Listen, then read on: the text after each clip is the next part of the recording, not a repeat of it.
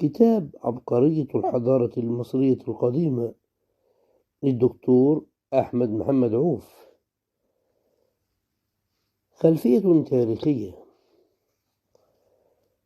تعتبر أصول المصريين القدماء منذ فجر التاريخ البشري هي أنهم كانوا من أصول نوبية وحبشية وليبية وأسيوية سامية من الجزيرة العربية، وكانوا هؤلاء يأتون وراء الماء والكلأ للرعي. وامتزجت هذه السلالات ببطء ما بين عامي 4000 و 3000 قبل الميلاد، ونتج عن هذا الامتزاج السلالي شعب مصر الذي أقام حضارته فوق ضفتي النيل.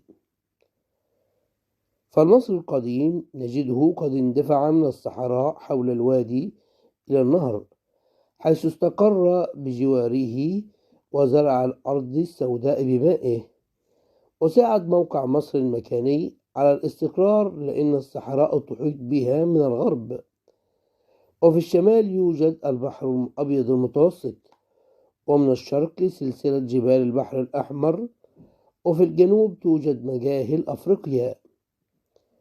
لهذا شعر المصري القديم منذ فجر تاريخه بالاستقرار ومنعت المكانة الطبيعية. ويعتبر النيل مصدر حياة المصريين، لأنه يفيض كل عام بالفيضان الذي كان يكتسح أمامه كل شيء ويغرق القرى والنجوع والبيوت. لهذا اختار المصري القديم موقع بيته فوق مكان مرتفع، وكان يقيمه من الخوص. وبنظرة عامة لتاريخ مصر القديم نجده عبارة عن 28 أسرة متعاقبة حتى أتى الإسكندر الأكبر عام 332 قبل الميلاد، وقضى على الأسرة 31 لتدخل مصر عصور الحكم الإغريقي، ثم الروماني فالبيزنطي، ثم الفارسي لتعود بيزنطية مرة ثانية، حتى دخلها الإسلام لتصبح دولة عربية إسلامية. وكانت مصر في مطلع التاريخ مقسمة لعدة أقاليم، سكن كل إقليم أناس من أصول جغرافية واحدة، وكان لكل جنس شعاره ورئيسه وإلهه وطقوسه. ويعتبر هذا النظام السياسي نظاما عشائريا. ثم توحدت هذه الأجناس في مملكتين، إحداهما في الشمال بمصر السفلى، والأخرى بالجنوب بمصر العليا. وكان الشماليون آسيويين والجنوبيون أفارقة. وكان ملك الشام يضع فوق رأسه تاجا أحمر، وملك الجنوب يضع تاجا أبيض. فأتى الملك الجنوبي مينا ووحد القطرين، ووضع لمصر الموحدة قانونا واحدا جعل منف العاصمة لملكه، مؤسسا الدولة القديمة التي بلغت أوج عظمتها في الأسرة الرابعة، حيث أقام الملوك خوف وخفرع ومنقرع أهراماتهم الشاهقة، والتي تعتبر أكبر البنايات التي أقيمت في التاريخ، ولم يكن مثلها في البلاد. وهذه البنايات أنهكت موارد مصر، ونشبت صراعات وثورات بين الأسرتين الخامسة والخامسة عشر، وعمت الفوضى البلاد، وأصبح في مصر أكثر من عاصمة وديانة بعدما دار الصراع المحتدم حول السلطة ومحاولة هيمنة كل ديانة عليها، حتى غزا الهكسوس الرعاة الدلتا نازحين من آسيا آبان الأسرة السادسة عشر، وظلوا يحكمون مصر الوسطى والدلتا حتى ثار المصريون عليهم عام 1600 قبل الميلاد.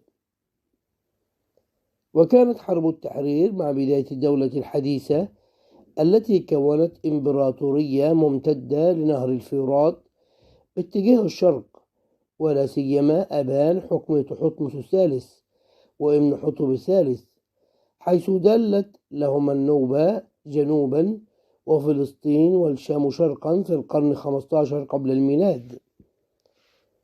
وظهر خلال الدولة الحديثة ملوك عظام أمثال تحتمس الثالث الذي أقام مدينة الأقصر وتوسع في بناء معبد الكرنك، وحتشبسوت الملكة الأسطورية التي خلفت آثارها.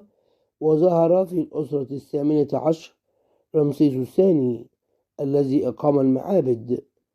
وشهدت الدولة الحديثة التي أسسها الملك أحمس ثورة تل العمارنة أبان حكم إخناتون بعدما نقل العاصمة من طيبة لمدينته الجديدة تل العمارنة، مقيما شعائر دعوته الجديدة آتون، وهذه تعتبر أول دعوة دينية توحيدية في التاريخ.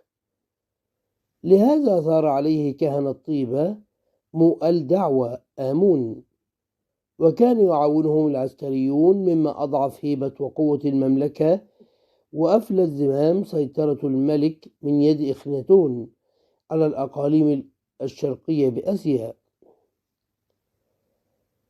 وفي عام 715 قبل الميلاد استطاع ملك النوبة شباكة ضم مصر للمملكة القوشية بالسودان بعدما جعل نباتة عاصمته بأقصى الجنوب مؤسسا للأسرة ال25.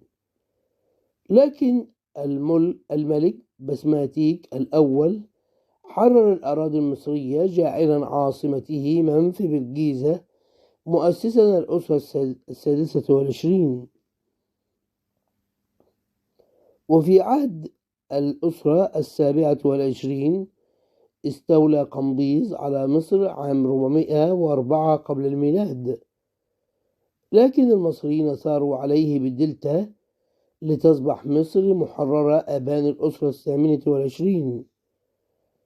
ولكن الفرس عادوا واحتلوها عام 341 قبل الميلاد ونهبوا البلاد ونقلوا التماثيل والقدس المقدسة لفارس، وظلوا حتى غزا الأسكندر الأكبر مصر عام 332 قبل الميلاد وفتحها، وبعد عام أسس مدينة الإسكندرية التي أصبحت عاصمة دولة البطالمة الإغريقية.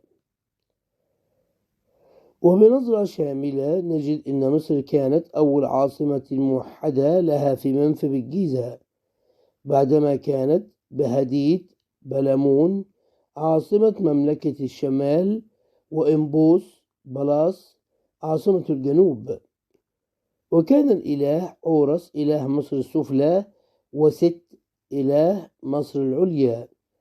وبعد توحيد القطرين أصبح بمصر حكومة مركزية موحدة بمنف العاصمة. لكن في عهد الأسرة السابعة شهدت البلاد تولي 70 ملكا في 70 يوما. لهذا لا